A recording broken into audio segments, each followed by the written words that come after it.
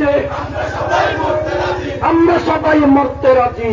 চট্টগ্রামের সাতকানিয়ায় জামাত কর্মী নেজাম উদ্দিন ও আবু সালেহকে নির্মমভাবে হত্যা ও চট্টগ্রাম পুলিশ সুপারের মিথ্যা বানোয়াট ভিত্তিহীন বক্তব্যের প্রতিবাদে বিক্ষোভ মিছিল ও প্রতিবাদ সভা অনুষ্ঠিত হয়।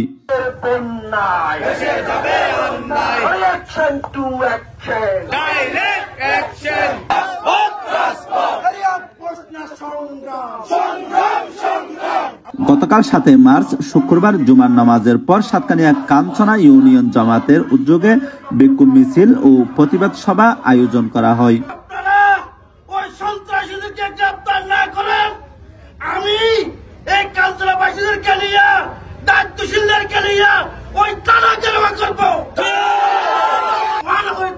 এই আন্দোলন চালিয়ে দেবো ইনশাআল্লাহ।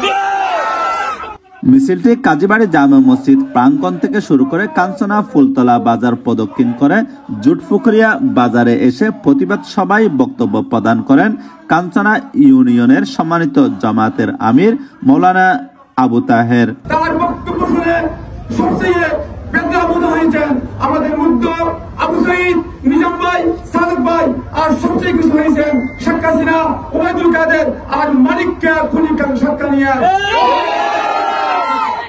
আমরা বিলম্বে চট্টগ্রাম দক্ষিণে পুলিশ প্রশাসনের এই বক্তব্য অবশ্যই প্রত্যাহার করতে হবে।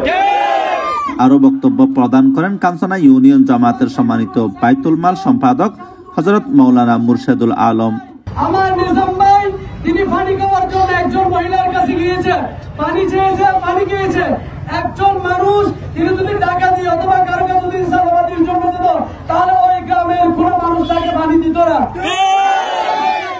বক্তব্য প্রদান করেন মোহাম্মদ জনাব ইরশাদ। আরো উপস্থিত ছিলেন জনাব ইকবাল মাহমুদ, জসিমউদ্দিন, জামাত কর্মী আব্দুল হামিদ, নাসির উদ্দিন, রাজাউল করিম, শেখ আহমদ মেম্বার সহ আরো অনেকেই।